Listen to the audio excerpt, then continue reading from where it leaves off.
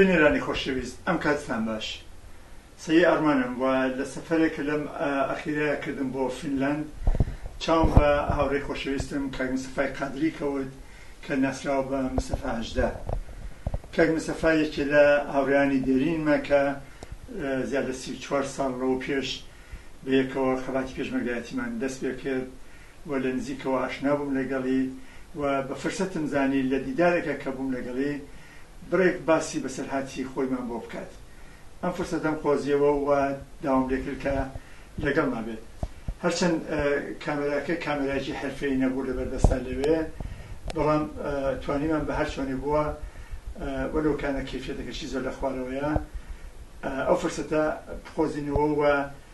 بتوانین لەگەڵ کاک مستەفا وتیوێژێ بکەین و بەوردی باسی بەسەرهاتی خۆی لەکوێ لەدایک بووە، چی کردووە و چۆن دەستی کردووە بە خەباتی سیاسی و پێشمەرگایەتی و ئێستا لە فینلاندا چۆنەژی و چۆن بیرەکاتەوە. سەرنجام بۆ ئەم چاوپێکەوتنەی من لەگەڵ کاک مستەفای قادری ڕاکێشم. زۆر سپاس.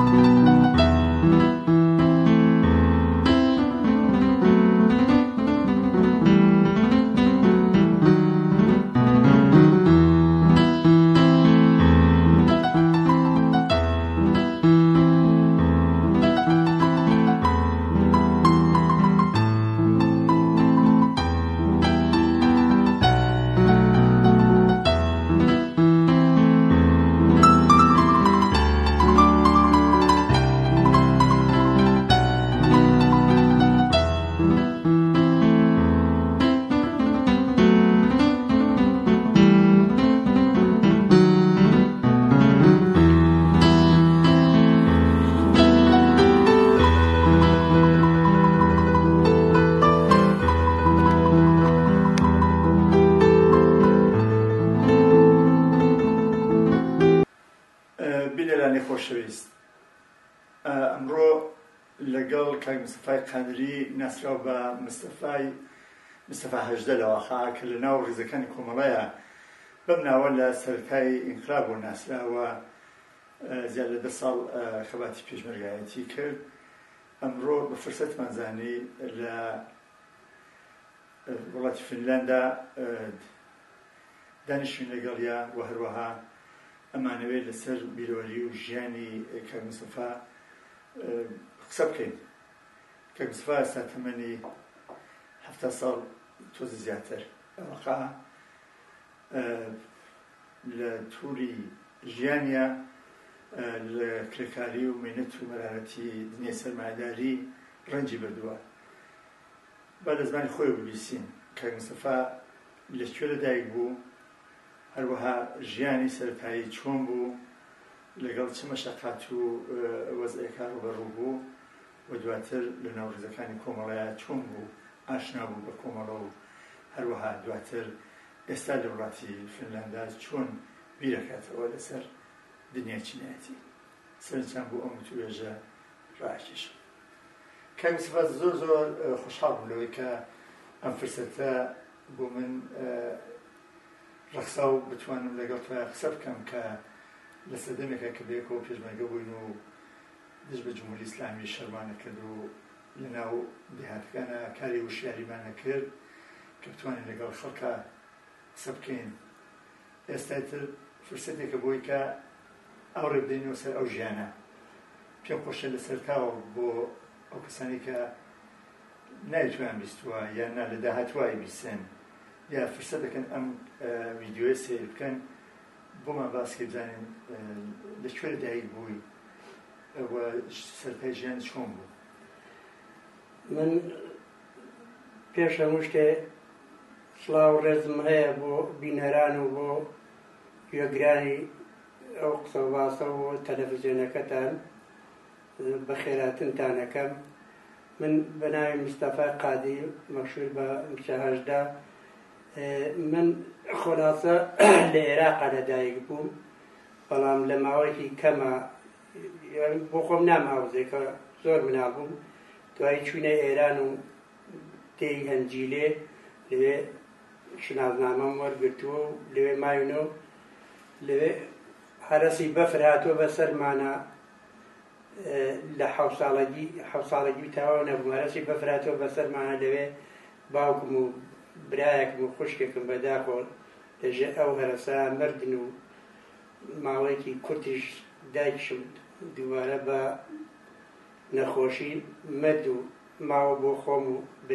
برایەکەشم ماوەیەکی کەم دوای ئەویش مردی تر بەتێنا من مام و بۆ خۆم. ژیانی من دەستم ئیتر لە مناڵ بووم دەستم بە ڕەنجبەری کرد، بە شوانی و بە ڕەنجبەری و بە کرێکاری و خەلاسە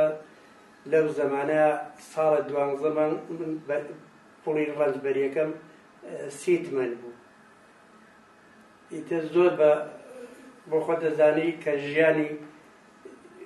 کابرا لە ڕەنجبەری و کرێکاری وانە هەچ کارێک خراپە و هەستە بەویەکەن. من ژیانێکی زۆر سەخت و کوێرەوەرین توش بوو، هەر بۆ دەلیلش کە ئەو زەمینەی مبارەزە و ئەوە لای من دروست بوو. دوایەوە من ئێتر دەستم بە کرێکاری کرد و بە دوای چەند ساڵێک کرێکاری بووم. لە تەبرێز کرێکاریم کردووە بە زۆری، لە تاران کرێکاریم کردووە، لە ئابەدان و ئەسفەهان کرێکاریم کردووە، لە سەراب و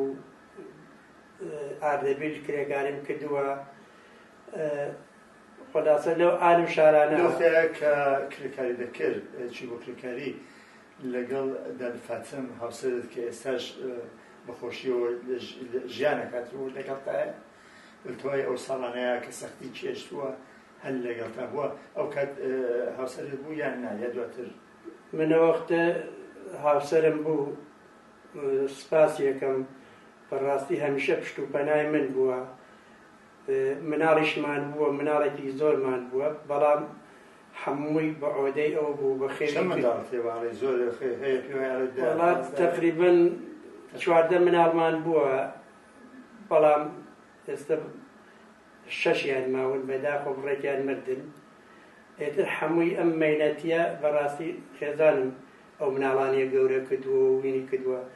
ئەم چەند ساڵش کە من لە کرێکاری بووم یعنی قەت فشاری بۆ نەهێنام کە من مناڵم ئەرکی مناڵم بەسەرەوەوانە. لەگەڵەوەشە حەویانی دەوڵەتمان بووە، ئەویشی بەخێو کردووە، ئەویشمان بەخێو کردووە. ئێتر خۆلاسە من زۆرتر کرێکاری شتوام کردووە.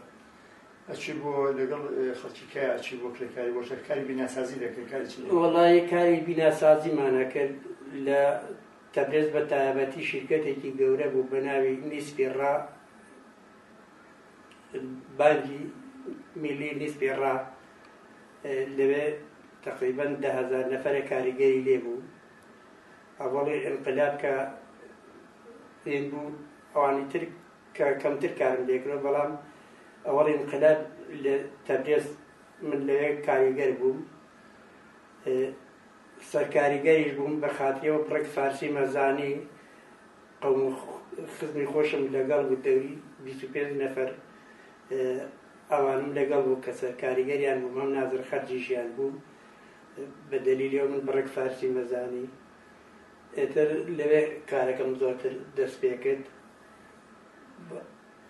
لەوێ زۆرتر دوای ئێوە لەکوێ ژیای لە ناو لە دێهاتی سپیکەمەرە بوو یا لە ئاوای تری ژیاویت من لە هەنجیلێ ژیاوم دوای هەنجیلێ هاتینە سپیکەمەرەتر بە زۆری تا هاتوومە دەرەوە لە سپیکەمەرە بوو زۆر چاکە ئەو ساڵانە کە لە سپیکەمەرە بووی لەوێ ئەغەوات وشتی وایە بۆ کە زەخت و زوڵمتان لێ بکەن و دوژمنایەتی و بەربەرەکانەی فەلاکان لەگەڵ ئەوانە بەڵێ ئاغای لێ بووە بەداخۆ ئێستێشی لەگەڵ بێ پێم وایە خەڵقی ئەو دێ هەموو زەمین و موچە و هەمووی لێکردوون بە نیوەکاری زوڵم و زۆرێکی یەکجار زۆری بووە هەرچی کە من لەم ئاخریانە گوێم پێ نەدا نەچوون بێگارم بۆ نەکرد مەبارەزەم لەگەڵ دەست پێ کرد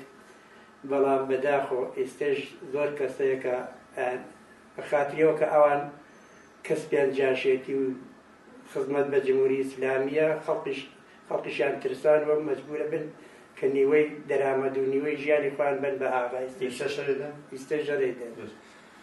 چ شتێک پاڵی پێوە نایی بەرەو سیاست بڕۆی لە دوای ڕاپەڕینی 50 ئەنگیزەکان چی بوون چ شتێک ئەمەی لە تۆیە زەخ کردەوە کە تۆ بێ دەست بدەیتە خەڵاتێکی جدیتر و ئاشنایی لەگەڵ سیاسەتە من ئەوە پاڵی بە من ناکە لەگەڵ سیاسەتە ئاشنا ببم ئەحساسمە کرد کەمبوودی ژیانم هەیە کەمبوودی هەیە کە هەمیشە ئەحساسمە کرد چەوساوم و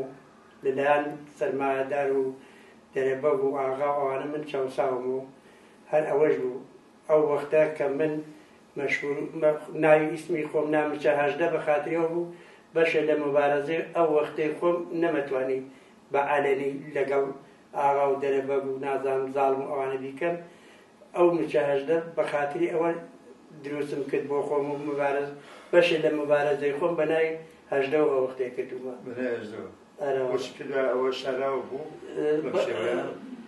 خۆلاسە ئەیان گوت تووڕەیە بەوە کەیتر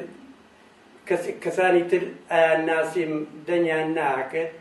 بەڵام بەو ناوەگەر ئەوان ئاغا دەنی کرداوە ئەو شتای پێ بکمایە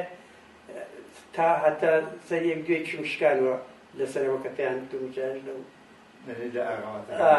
یعنی من مەبارەزەم ئاوا دەست پێ کرد هەر ئەو وەختەش دەرکی ئەو شتم کرد بوو کە ئەمگوێ بێ ئینسان حەچی لەم دنیا دروست دەکرێت بە دەستی کرێکار دروست دەکرێت بەڵام بۆ خۆمان ساحەبی بستی عەرز نەبین بۆ خۆمان ساحەبی زیندەگی ژیانی خۆمان نەبین من لە ژیانما سەدان باڵەخانە و شوقە و هینم دروست کردووە بۆ خەڵق بەڵام قەت نەمتوانیوە ژیانێکی خۆ ماڵێک بۆ خۆم دروستکەم کە ژیانێکی خۆشی تیان کەم ئەوانە پاڵی بە منۆ ناکە دیفاع لە حەق و حقوقی خۆم بکەم و مبارەزەکەم بەڵام بەخۆشیوە یەکێ لە ئیفتیخارەکانم ئەوەیە کە من لەگەڵ حیزبێک ئاشنا بووم کە ئەویش پشتیوانم بوو بۆ ئەوەی کە یعنی ڕێگەی پیشاندان کە چۆن ڕێی خۆم بدۆزمەوە چۆن مەبارەزە بکەم بۆ یەکەیتر ئەوە مە نەچەوسێمەوە زڵمم لێ نەچێت یعنی بەم شێوە لە بەتەنیایی خەباتکردن و بەربەرەکانیکردن دژ بە وەزعی مۆجود بووی بە کەسێک کە لەگەڵ جەمعێکی کەیە لەواقع ڕێکراوتر بتوانن خەبات بکەن من حیزبێکم دۆزیوە کە هەر لە هەمووی ئەحساسمە کرد لە هەرچی شوێنە پشتیوانم هەیە. چۆنە دۆزیەوە کێ بوون ئەوانەی کە هەندەر بوون؟ من ئەلبەتە من بۆ خۆم سەوادم نییە، بەڵام ئەوەی کە من هین بووم ئەو حیزبم بۆ هینە دۆزیوە کە ئەمزانی ئەوانە دیفاع لە فەقیر و هەژارەکەن، نەفعی کرێکار و زەحمەت کێژە پارێزن. هەر بەو دەلیلش کە من پاڵمدا بەوانە و ویستم لەگەڵاوانە مەبارەزەکەم بە پشتیوانی خۆم زانین. دەچوی ئاشنا بوو لەگەڵ یانەکرێ ینی لەبیر ماوە من بۆ چێ بوون ئەو کەسانە؟ من لە بانە ئاشنا بووم لەگەڵیان، بەڵام من هەر لە تاران لە هێندە تەبرێزە کەسێک بووم وەکو کوتم هین بووم بە خۆم و 25 نەفەرەوە لە ئەوەڵی ئینقلابە کە 57 بوو بەشداریم کرد. لە کەڵانتەری 1 تا کەڵانتەری 2 بە تەزاورات ڕۆشتین. لەوێ لەو تەزاوراتانەی ئەوەڵ ئینقلاب من ئەوەڵ تەزاورات کە کرا لە تەبرێزا کرا،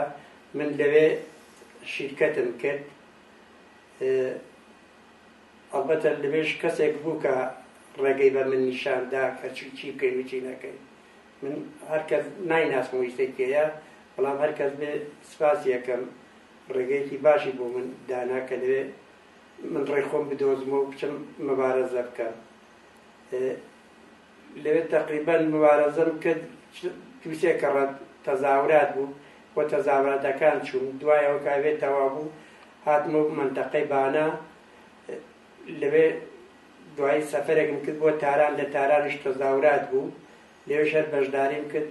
ئەمجار کە هاتمە بۆ بانە شاڕ و خاو ڕۆی گۆڕی خۆی ون کرد کە هاتمە چەندین حیزب و سازمان دروست بوون لە بانە. ئەلبەتە من زۆریان لەو حیزب و ئینانە دەعوەتیان کردم کە هامکاریان کەم. ماوەیەکم بۆ دانان 1 هەفتە کە بیرکەمەوە، بەڵام باش بوو. من ئەحساسەکەم بیەکی جوانم کردەوە، ئیفتیخارەکەم بۆی کە من بیرم کردەوە. من ئەوەڵ لەگەڵ شەید ماجید و شەید حامید بەڵێ حامید تایری و ماجیدی تایری ئەوەڵ من لەگەڵ ئەوان دانیشتم قسەم کرد و دوای چەند ڕۆژێک قبوڵم کرد کەیتر من لەگەڵ ئەوانە هاوکاری کەم. ئەلبەتە وەختێک کۆمەڵە نەبوو. لەبانەیە یا لە سپیکەمەرە؟ من لە سپیکەمەرە بووم، بەڵام بە زۆری لەبانە بوو. من لەگەڵاوانە هاوکاریم کرد و خۆلاسە لە شەڕی مقاومەتی ناو شارە بەشداریم کرد. بۆ سبا من ئەمە لێدێن کەم دەقی بێتەوە کە یەکەم ملاقاتی ئەوانە کرد. دوای ئەمجار داوەتیان کردی بۆ پێشمەرگایەتی بۆ چەکدار بوون؟ کەی بوو بە پێشمەرگای لەبیرتان؟ داوەتیان کردم بۆ پێشمەرگایەتی. هەر ماوەیەکی کورت وەکو هێزی بەرگری چەکیان دامێ، چەکم لێوەرگرتن و چەکیان دامێ، بەڵام وەکو پێشمەرگەیەکی ڕەسمی من مداوم هەر لێوێ بووم. لە مەقەڕی کۆمەڵە بووم لە جەلبی ساحەر بۆ 1 ساڵ، بۆ 1 مانگێمە لێوێ مقاومەتمان کرد لەگەڵ ئینا. دوای ئەوەی کە گیراوە ناو شارەوانە بازەم هاتینەوە، ئیتر من بوومە پێشمەرگەی ڕەسمی. من هەر بۆ هەموو لە شەڕەکانی ناوشاری بانە لە ساڵی 59 لەوێ بووی بەردەوام لێوێ بووم، لە هەمووشیانە شیرکەتم کردووە لەو شەڕانە. دواتر ئەمجار لە ناو کۆمەڵەیە ئەو سەردەمێکێتر شارگیرایەوە هاتی دەرەوە، وەزیفەکانی چی بوو؟ زۆرتر چه ئەرکێکە بوو؟ یا فەقەت لە بەشی چەکداریە بووی یانە لەگەڵ بۆ کاری ڕێکخستن و کار لە ناو کرێکار و زەحمەتکێشی ئەوەیەکانە هەر بەردەوام بووی؟ من زۆرتر کە لەوێ هاتینە دەرەوە ئەوانە تەشکیلات بەهۆنەی ئەوەی کە من سابقەی کرێکاری و زەحمەتکێشیم بوو لە ناو خەڵقا، ڕێکخراوەیان دەستەی سازماندە و ڕێکخراوەیان بە من سپارد کە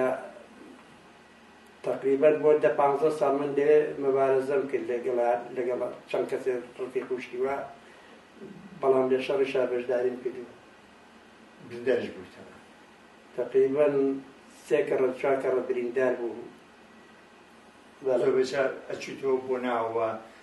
بۆ شەڕگای ناو شار شەوانە لەگەڵ پەلەکەی بۆیە ناوانە بوو؟ بەڵێ ئەچوم لەگەڵەوە پەلانە ئەچوم زۆربەی وەختیش بە چەند نەفەرێک لە ڕفیق و کەس ئەچینە دێکان تەبلیغاتمانە کرد و بازی وەختیشی تر ئەچوینە ماڵی خۆمان و ئەچوینە ئەو شوێنانەی تر کە شەرات سەخت بووی تر نەمتوانی بڕۆمەوە. بەڵام من لێرۆ بەڕاستی دووبارە سپاسی ئەو خێزان و ماڵی خۆمەکەم کە بۆ یەک لەحزەش ئەو هەموو من پێشمەرگە بووم بەو شاخ و داخۆی نانگوت بێرەوە فشاریان بۆ من نەهێنا تازە پشتیوانیشیان لێ کردم یارمەتیشیان کردم من سپاسیانەکەم. چیم لە کۆمەڵایە دیەوە ئەو کات کە هەروەکو باسەکە حزبی کەش پێی وت بوو یا ئازابی کەش بوو لە سەحنەیە بەڵام کۆمەڵەت هەڵبژارد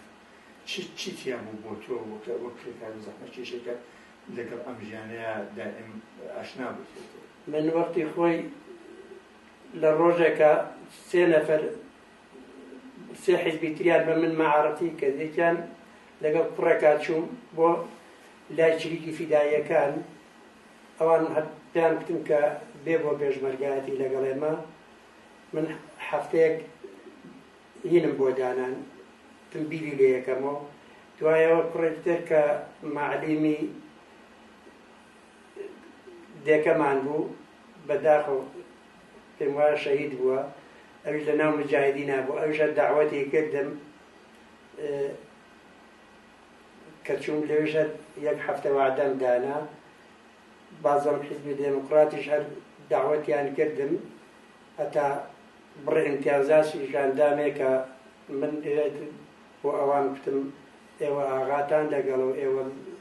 کەسانی سەرمایەدارتان لەگەڵە هەرزوو ئەوانم جواب کرد. بەڵام بۆ دووهەمەکەی هەفتەیەکم دانا ئێتر بۆ سەیەمەکەی کە من لەگەڵ یەکێتی جوتیاران ئەو وەختە یەکێتی جوتیاران بوو لەگەڵ ئەوانە قەولم دا و هاوکاریم دەست پێ کرد. لەو ماوەیە خەڵک زۆر بەگیانێکی لێبوردنەوە بە دەربەستێکی ئێزگا زۆرەوە یارمەتیانەدان. تۆیەکی لەوانە بووی کە پەیوەندیەکی قوڵت بوو لەگەڵ خەڵک هەر لە پاژار بەباوە هەتا چێتە بەشی سوورێن تا بەشەکانی تر دەیان و سەدان کارە دەستپار بە خەڵک و ئەخوان قسە مەترسیەوە بۆمانە. ئەم پەیوەندی چۆن دروست بوو؟ ئەم ئێعتمادە چۆن دروست بوو؟ ئەو پەیوەندیەوە دروست بوو بەشێکی زۆری زەحمەت و خۆشەویستی کۆمەڵە بوو کە واقعان پێشمەرگەکانی کۆمەڵە بەرخوردیان لەگەڵ خەڵقا باش بوو و بەشێکیشی ناسینی من بوو کە لەناو خەڵقا ئەیان ناسیم سابقەم بوو. ئەو قسانەی کە ئەم کرد بووان باسی کرێکاران و زەحمەت کێشان و بۆکردن لەگەڵ ئەیان ناسیم کە من کارم ئەوە بووە کەسێکی ئەوە بووم کە هەمیشە کرێکار بووم هەمیشە زەحمەت کێش بووم. بەشێکی ئەو ئێحتیمادە بوو کە بە منیانە کرد خەڵق هەرەوە یعنی وا بوو نیشانەمەدا بە کەسێک کە گوت فڵان تیم پێشمەرگەت دێ بۆ فڵان شوێن یان فڵان کەسی نەبێ بە ئیفتیخار و لیان وەرەگرت بوو خزمەتیانە کرد بە پێشمەرگە. بۆ یارمەتیش ئەچمە هەر شوێنێک و هەر دێک زۆر نیم یارمەتیانە کردین کە ئەیانزانی ئێمە خۆلاسە کۆمەڵە سازمانێک بوو بەڕاستیە وەختە جێ ئیفتیخاری کرێکاران و زەحمەت کێشانیش بوو هەدە تەنیایی من نەبوو. لەناو کۆمەڵایە ئەو کات لە ئەو سەردەمەی کە ئێمە هەم لەگەڵ جمهوری ئیسلامی بەردەوام لە شەڕا بووین و هەم لەلایەن حیزبی دموکراتەوە شەڕێکی نەخوازراوە بەسەر کۆمەڵەیە دەسەپێنرا لە ساڵی 63 و کۆمەڵەی ناچار کرد بەوەی بە بڕای من کە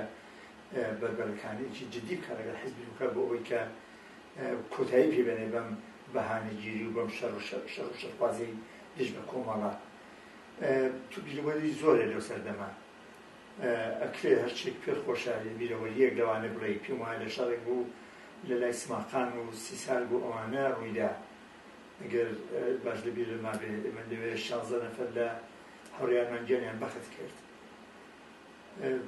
پێت خۆشە و ماجرا باس بکەیت کە پێکەوە بووینیترەوە ئێمە لەو بەرچەم بووین تۆ لە بەرچەم ماوەیتەوە لەبەر ئیسماعیل بەداخۆ من ئەو شەڕەشەڕێکی نەخوازرا بوو من وەکو شاهیدیە دەم لە هەموو شوێنێکی دنیا حاضرم لەگەڵ هەموو کەس بەرەو ڕووبمەوە من وەکو دەستەی سازماندا کۆمەڵە بە منی بووکتی بڕۆ لە هەموو دێکان تەبلیغات کە خەڵق کۆکەرەوە بڵێ ئەم شەڕە بە قازان زمانی خەڵقینا دەخالەت کە مێڕن ئەم شەڕە ببێ بەڵام بەداخۆ حیزبی دێموکرات ئەم شەڕێدا سەپان بەسەرمانە کە بەڕاستی پیازەرەمەند بووین من لەگەڵ تۆلێ لە هاوڕەکانم ئەو شەوە لە شوێنێکە کە ئیسلاحات بووین فەرسەتیان هێنا ئێمە کە زۆربەی هاوڕەکانم شەهید بوون بۆ خۆشم هەروەمەم پێکرا کە خۆم دەم چەمدا چەمی بینی بلەکێ و سیسار و سماقانە ئەوە چەمێک دێتە خوارەوە ئاوسەهۆڵ خۆم ببینێ کە 16 ساڵ من لەناو ئەو ئاوسەهۆڵ و هینا کە خۆم مات کرد حیزبی دێموکرات بەبەر چاومە هەر چەکی شەهیدەکانی ئێمان بەشانەوە بوو ئێتر من ئەو بیرەوەریە قەت دەبیر ناچێتەوە بۆ من ناخۆشترین ژیان بۆ من ناخۆشترین شت بوو کە لە دنیا دیومە قەتم لەبیر ناچێتەوە بەداخۆ ئەو شەڕە زۆر لە ڕادیۆکانەوە باسییان گوتیان ئەوەی کوژا ئەوەی جەمێکی خۆی دەم ئاودا یعنی دەم ئاو دراوەوانە کە پێوە بوانەش هەموو خنکاوژاوانیکیان تۆ بوو ئەو هینا بەداخۆ من دوای ئەوە کە ڕزگارم بوو شەو درەنگێک بوو باسم هاتن لە دەوروبەری من لەسەر کردوینەکە کە لەوێ کەمینیان دانا بۆ ئەوەی هەر کەسێکی ئێمە بمێنێتەوە بکەوێتە کەمینەکەیانەوە من چاوم لەو هەموو ئەوانەیان بوو وەرێ من دەفتەرێکم پێ بوو لەگەڵ بڕێک پوڵی تەشکیلاتم پێ بوو لەژێر بەردێکا شاد بوومەوە هاتمە دەرە لە گۆمەکە بڕێک قاچوینم ماڵشدا بۆ دەوری 1 سەعات جا توانم پێ بێم ئەو وەختێ هاتم لە تەریقی خەڵقۆ ویستم کۆمەڵە بدۆزمەوە کە لە دەیەکا من خۆم مەخفی کرد بە ئەو کابرام گوتم من لێرە مەخفیم ئەخەوم زۆر هیلاکم ماندووم نیوەڕۆ ڕادوێکم بۆ پەیاکەن کە ڕادویان بۆ پەیا کردم و هەڵیەسەرم من لەوێ ناوی هەموو شەیدەکانی کۆمەڵەی خوێندەوە هەم حیزبی دێموکرات هەم کۆمەڵە هەمەوەش حیزبی دێموکرات شایەکی گەورەیە کە پۆلبۆتیەکان خوان خستۆتە ناو چەم و خوان دەم ئاویاوە و نازانم چی بەداخۆ ژیانێکی زۆر تاڵم بەسەر هات بڕێکی زۆر ئێستش هەر لەبیرم ناچنەوە کە بەبەرچاوی منە ئەوەی بێ احتیامی بوو بۆ شەیدانەی ئێمەیان کرد بەڕاستی چاوم لێ بوو بۆ نمونە چەکی شەید تورانیان هەڵگرت کچێکمان بوو بە ناوی توران هەڵیان گرت ئەنواعی بێ احترامیشیان پێکرد هەڵیان گرت بەبەر چاومە بردیان و ڕۆشتن چاوم تیانەوە زۆر کەسەوێ ئەو مێژووە فەرەمۆش بکات دیارە ئەمە تاریخێکی ناخۆش بوو لە خەبات پێشمەرگایەتیە حیزب دێموکرات دەوی زۆر بلی بکە و کۆمەڵەش بەحەق ئەو لە مقابلەیە وەستایەوە کە ئەبووە بیتە کوردستان مڵکی کەس نییە بەتەنیا ئەحزابی سیاسی بووان هەیە مبارزەی تیا بکەن وە خەڵکیش سەر پشکە لەوەی کە کی هەڵەبژێرێ یا هەڵی نابژێرێ بێگومان ئەوان تەحمولیەوان نەبوو چ بیرەوەرێکی کە پێخۆشە لەو سەردەمانەیە یاخود ئەوەی کە خەباتی تۆ لەسەرای ئەو هەموو ناقێتەوە وەختی خۆی کە بوون بە پێشمەرگە پێروا بۆ لەگەڵ جمهوری ئیسلامیە تووشی شەڕ بین خەت بیر دەکردبەوە کە ڕۆژان لەگەڵ حیزبی دێموکراتە دەست بە یەخابی پێم وانە من بەرعەلەی سەرمایەدار و جمهوری ئیسلامی چەکم هەڵگرت من بەرعەلەی حیزبی دێموکرات چەکم هەڵ نەگرت بەڵام ئەوان خراپتر لەوان کە ئەو شەڕان بەسەر ئێمەدا سەپان من شایدیە دەم هەمووی کۆمەڵە بە هەموو دەستە سازمانەکانی گوتی لە هەموو دێکانە کۆبوونەوەکە نێڵ بە خەڵق بڵن بە ئەم شەڕە نەبێ بە قازان زمان نییە، بەڵام ئەوان ئەیانویست وەکو پەیکار وەکو نازام حزبەکانی تر لە بینمان برن، تازایان مەنجەڵە دۆڵمان بەسە کۆمەڵە کەمن هەرزوو ئەتوێنەوە لێتر خۆیان دوایی زەربر کۆمەڵەیان دی. من پێم وایە کۆمەڵە زۆر زۆر کارێکی باشی کرد ئەگەر ئەو دیفاعی لە خۆی نەکردا هەر وەک ئەوانی تر ئەمانیش مەفعە بوونە. یعنی من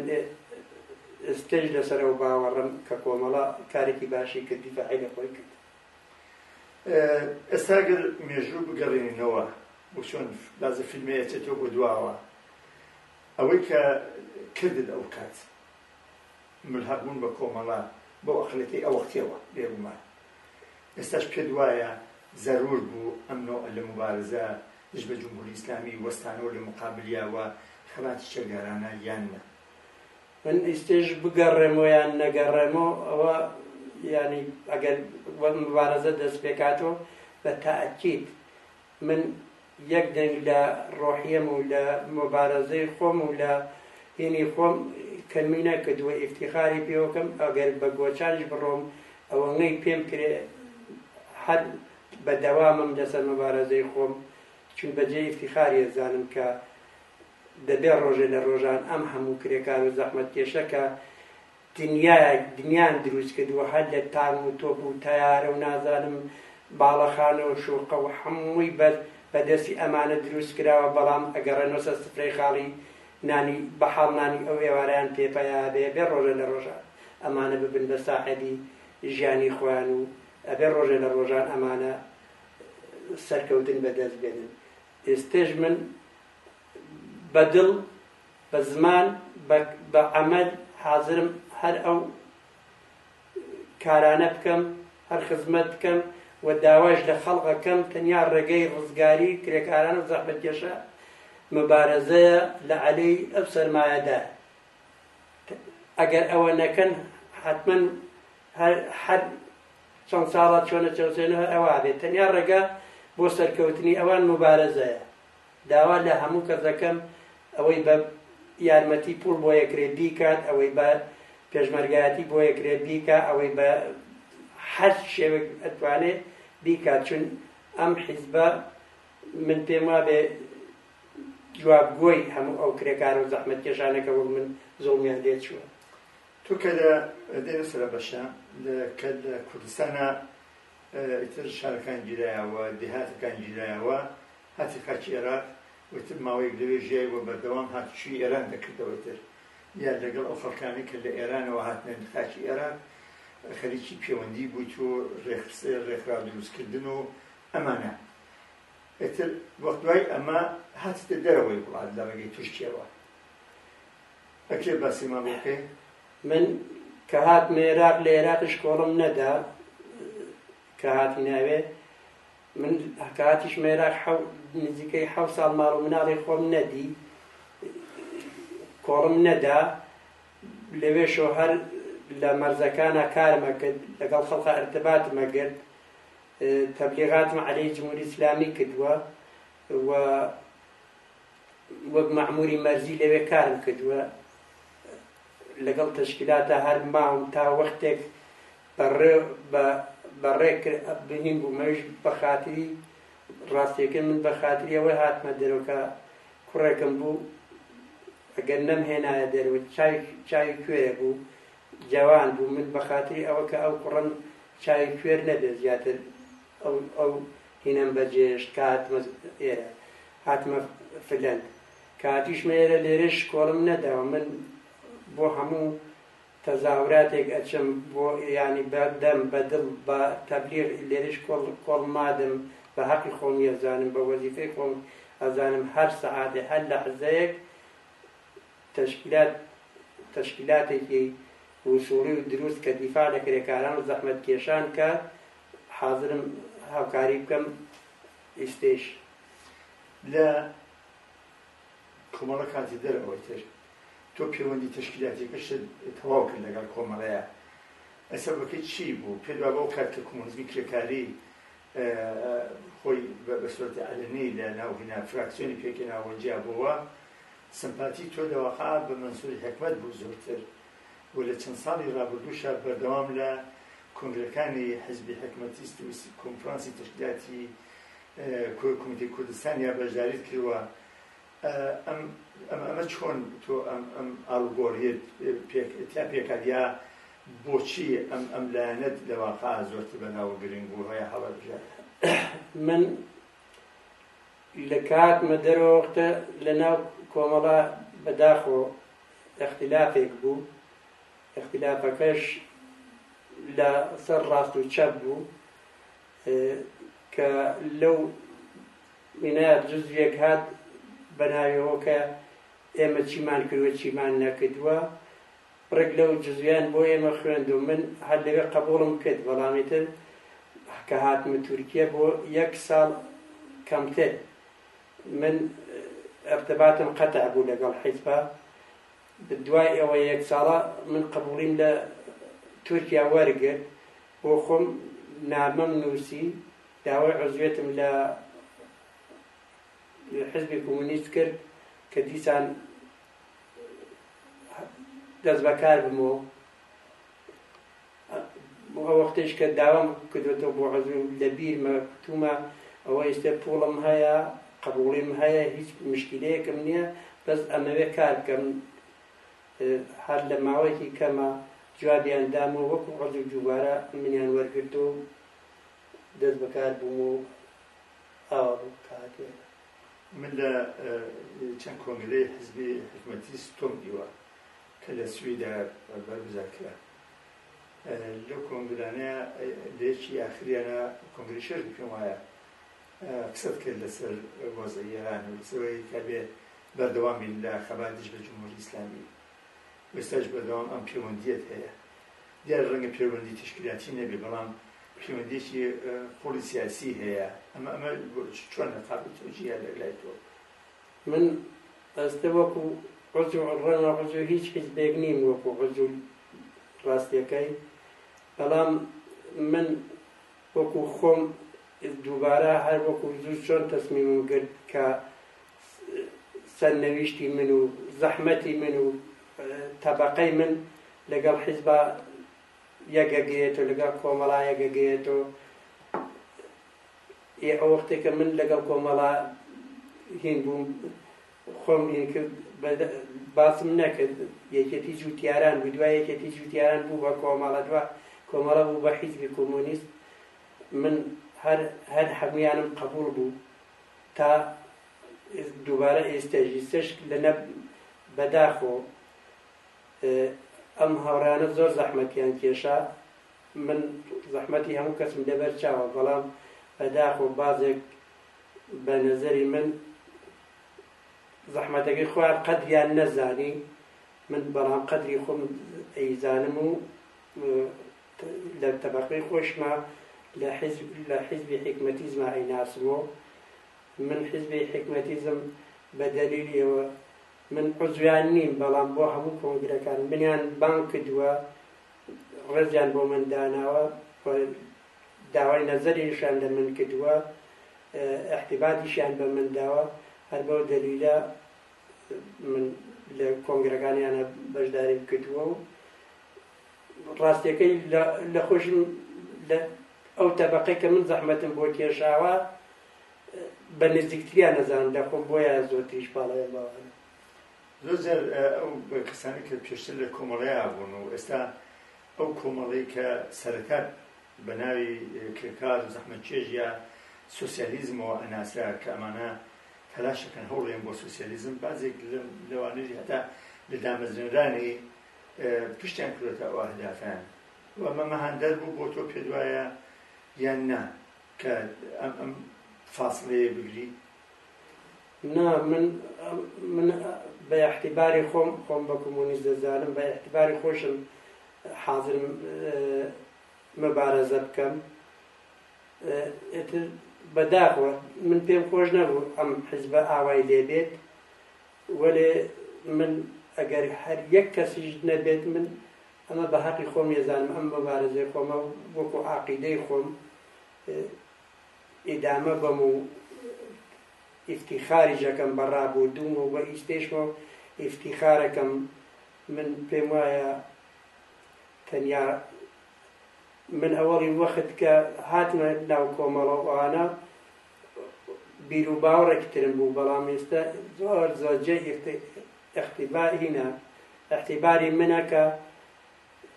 زۆر شت وەک دانیشگایەک گەورە گەورە ئەیبینم کە کۆمەڵە حیزبی کۆمۆنیست منی فێر کردووە چۆن مبارەزە بکەم، چۆن تەبەقەی خۆم وەدۆزم، چۆن دۆست و دوشمنی خۆم بناسم. ئیفتیخارێکی زۆر زۆر گەورەی پێ یەکەم. قەت ڕۆژێ لە ڕۆژان پەشێمان نیم و خۆلاسا چۆکیش دانادەم. دەبێ ڕۆژێک لە ڕۆژانش ئەم کرێکار و زەحمەتکێشە هەر بە حەق و مافی خوارد بگەین. لێرە کە هاتیتە فینلاند طبعا لێرە مەجموعەیە پێداویستی سەرەتایی ژیان بۆ هەموو خەڵک ئامادەیە. ئەن تۆ لە بانەیە بووتایە لە هەر شوێنێکی تری ئێرە ناحکومت هیچێک لەم نیازانەی بۆ تۆ بەراورد ناکرد. مەسەڵەن بڵێ ئەوە تۆ بە شەرێکی بە هاوسەر و منداڵەکان تۆ پێویستت بە خانووە ماڵە بۆ دابین بکات، هەزینەی زیست و مەسکەنە بۆ بدات کە بۆ ژیان پێداویستی ژیان ئەگەر ئیشیش نەکەیت یا ئیش نەبێ بیکەیت. بەڵام ئێستا تۆ سەرڕای ئەوەی کە ئەم ژیانە بە سەدان قات باشترە لەوەی کە لە ئێرانە مەجموعەی خەڵکێتی پێ دوایە لێرە ئێتر هەوڵدان بۆ سۆسیالیزم معنای نەماوە یا نا ئەبێ هەر بەردەوام هەوڵی بۆ بدەی و تەقەلافکەی بۆی. وەڵا لێرە هەموو کەس یعنی هیچ کەس بێ پەڕۆپارە نییە، هەر کەس مەعاشێکی کەمی هەیە، بەڵام بە نەزەری من سۆسیالیست لێرە پیادا نەبووە. ئێستا ژێرە سەرمایەدارایە. بۆ نمونە هەر لەم پلەندەیە کە هیچ کەس بێ حقوق نییە، بەڵام دەیان سەدان هەزار کەس دەبینم 200-300 فرۆشگای وەک پریسما و سیتی مارکێتی هەیە. کرێکارێکیش کە کرێکارە تا ئەوارە ڕەنجێکێشە باسم بە حاڵحاڵ ئەژی. لێرەش ئەو مبارزە و فازڵە چینایەتیە کە بەردەوامە. لێرەش ئەو فاسیلە چینایەتی هەر بەردەوامە، بەڵام ئێتر مقایسە ناکرێت لەگەڵ ئێران و عێراق و ئەوانە. دەبێت بەڕاستی ژیانی خەڵکیان هەموو فەوتانوە، کرێکاریان نەهێشتووە، تا ئێوارە کارلار ڕەنجێکێشێ جارێک حقوقەکەیان نانێت، جارێک بێمەی بێداشتیان نییە، جارێک دوکتەریان نییە، جارێک نازان مناڵەکانیان لە بێئیمکاناتە ئەمرن. بەڵام لێرە ئەوانە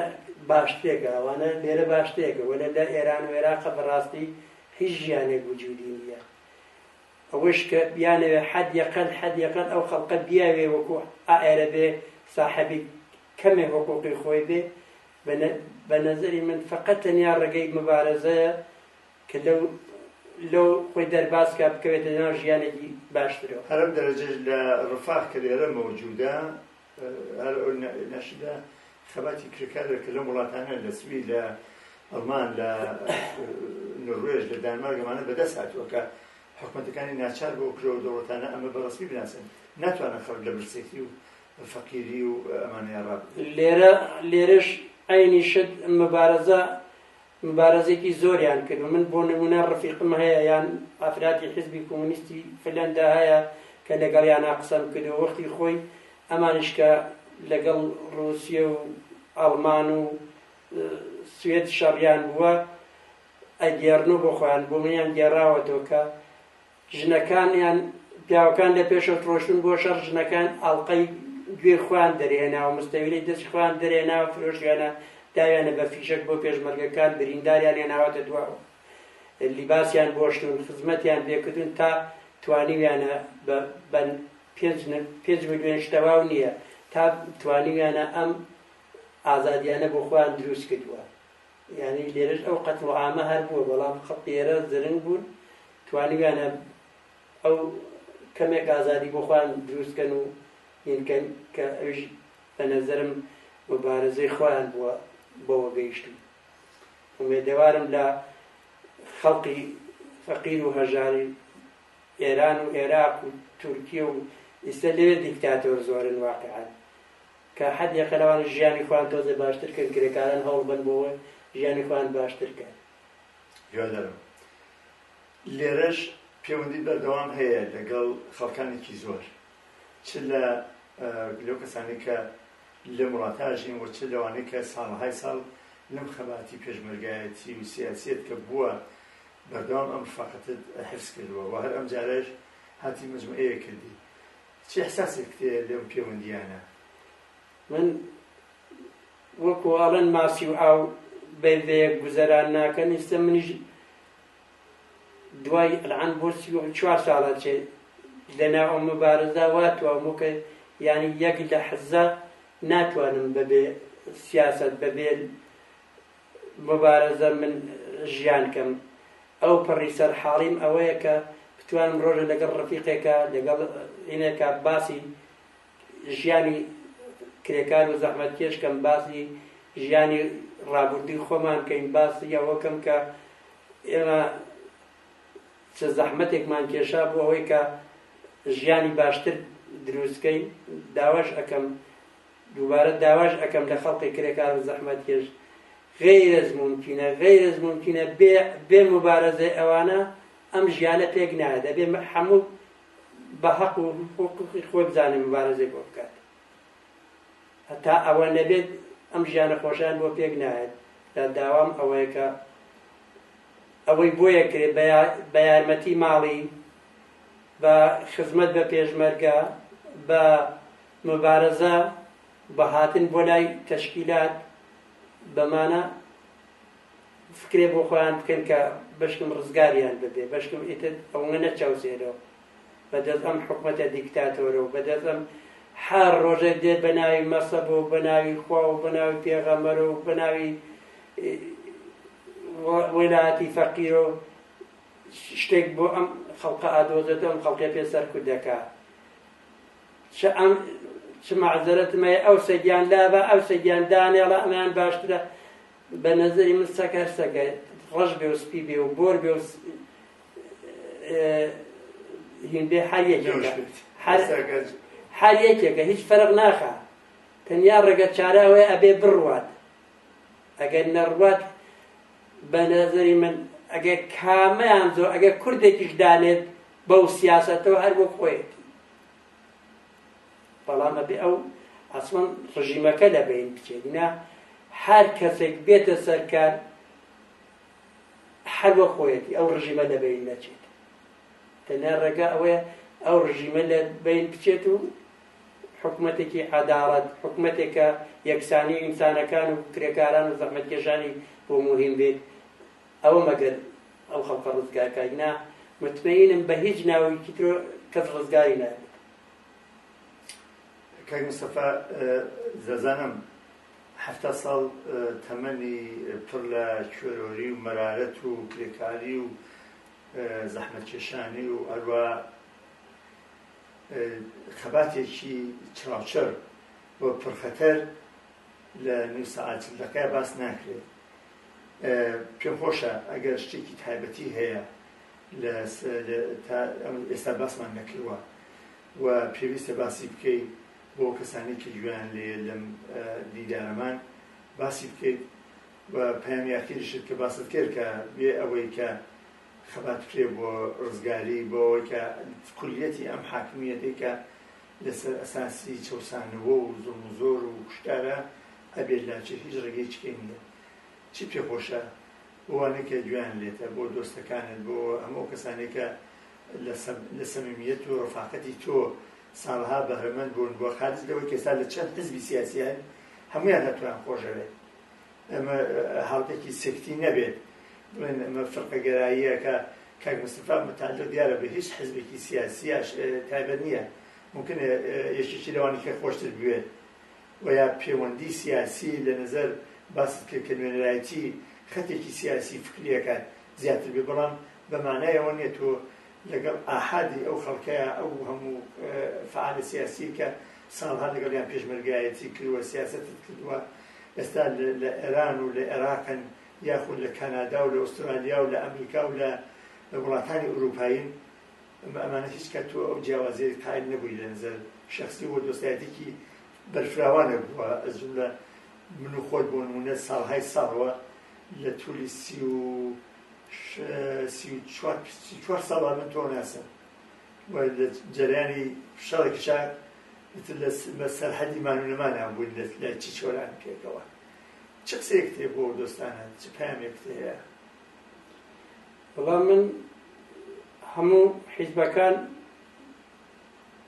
نازانم حیزبی دموکراتم نەکوتوێ نازانم ئەو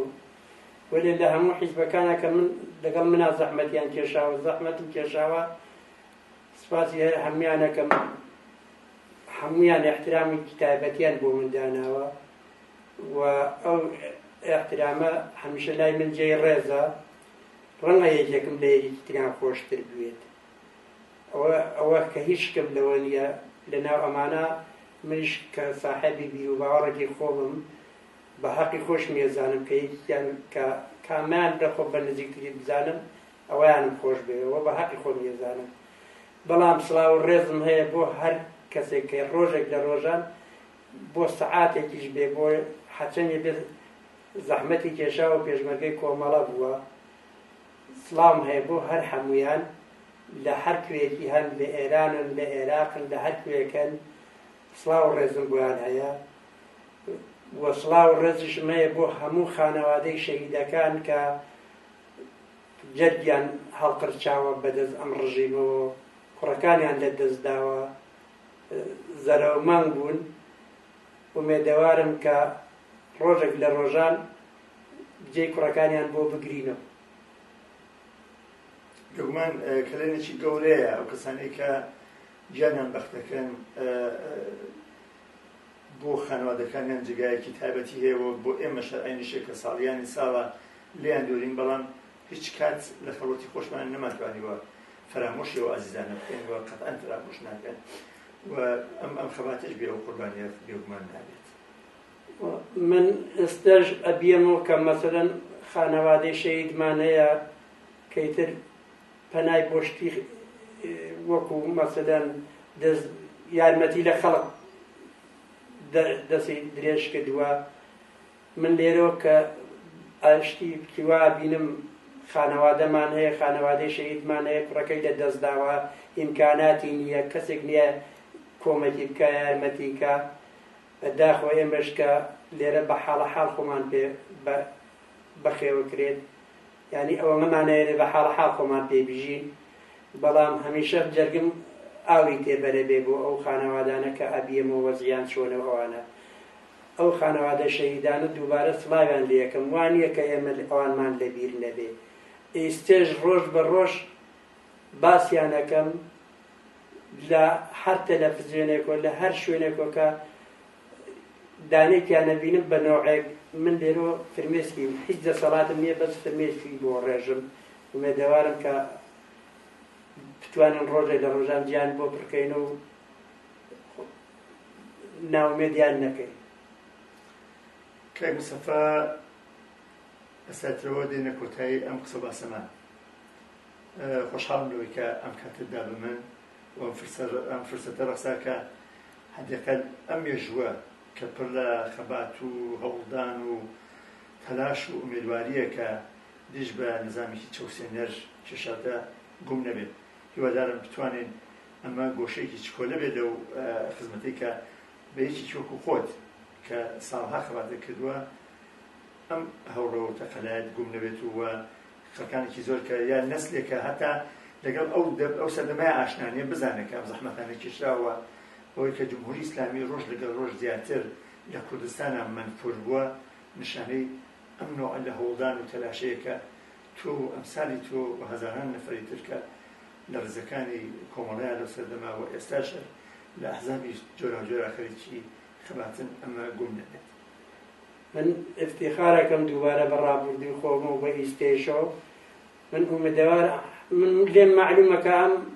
خەباتەی من کردومە خەباتێکە کە ون نابێت چون بۆ ون نابێت بۆی ئەزانم کە تەرەفداری هاوتەبەقەی خۆم یەکجار زۆرە ئیحساس دەکەم هەمیشە پشتیوانم هەیە بۆیش ئفتیخاری پێوەکەم بەڕابردووی خۆم. زۆر سپاس دەکەم. سپاسی ئێوەش دەکەم دووبارە بە خێراتتان دەکەم کە حەدیەقەل منتان لە بیر نەکردووە و ئەم هینەتان دەگەم منە هین کردووە منیش لەبارەی ڕوحیەوە ئەحساس دەکەم تەقویت بوو. خۆشحاڵم. بنێرانی خۆشەویست، ئەروە کاک مستەفا باسی کرد، ئەمە کورتەیەک بوو لە ژیانی ئەو. بێگومان ئەگەر ژیانی یەک و کاک مستەفا بتوانین بە دقت بە لەحزە بە لەحزە یا ئەو بەشە گرنگانی باسکەین سەعاتها ئاخایەنێت.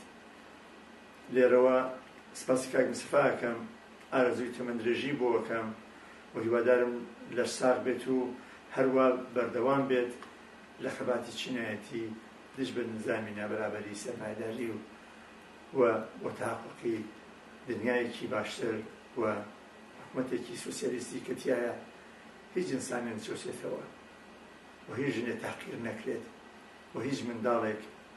بە برسێتی سەر نەنێتەوە. ئەمە ئارەزووی کاک مستەفا و هەزاران نەفەری تر بوو کە بەداخەوە لە خەبات لە دژی نظامی نابەرابەری سەرمایەداری گیانیان لەدەستا بەشیشیان و ئێستا لە ناوڕزەکانی ئێمەیان نین. زۆر سپاس. مەمنون کاک مستەفا.